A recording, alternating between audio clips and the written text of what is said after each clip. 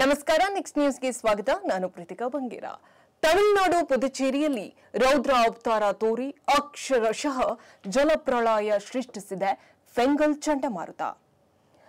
ಕರ್ನಾಟಕ ಕರಾವಳಿಗೂ ಕೂಡ ಅಪ್ಪಳಿಸಿದೆ. ಸೈಕ್ಲೋನ್ ಪರಿಣಾಮ ಕಳೆದೆರಡು ದಿನಗಳಿಂದ ಬಿಡದೆ ಸುರಿಯುತ್ತಿರುವಂತಹ ಮಳೆ ಇವತ್ತು ಮತ್ತಷ್ಟು ಜೋರಾಗುವ ಸಾಧ್ಯತೆ ಇದೆ.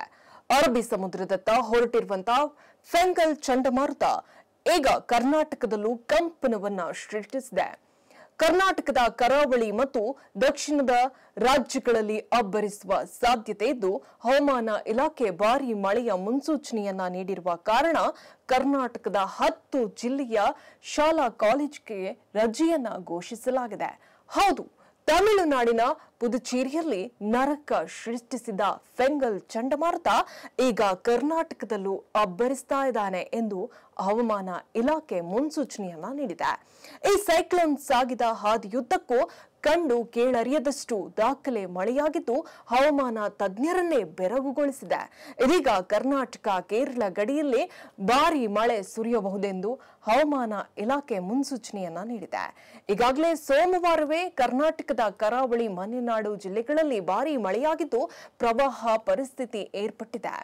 ದಕ್ಷಿಣ ಮತ್ತು ಉತ್ತರ ಒಳನಾಡಿನ ಬಹುತೇಕ ಜಿಲ್ಲೆಗಳಲ್ಲಿ ಶನಿವಾರದಿಂದಲೇ ಮಳೆ ಅಬ್ಬರಿಸ್ತಾ ಇದೆ. ಸೈಕ್ಲೋನ್ನಿಂದಾಗಿ ಇಂದು ಭಾರೀ ಮಳೆಯಾಗುವ ಮುನ್ಸೂಚನೆ ಇರೋದ್ರಿಂದ ರಾಜ್ಯದ 10 ಜಿಲ್ಲೆಗಳಲ್ಲಿ ಶಾಲಾ ಕಾಲೇಜುಗಳಿಗೆ ರಜೆಯನ್ನ ಈಗಾಗಲೇ ಘೋಷಣೆ ಮಾಡಲಾಗಿದೆ.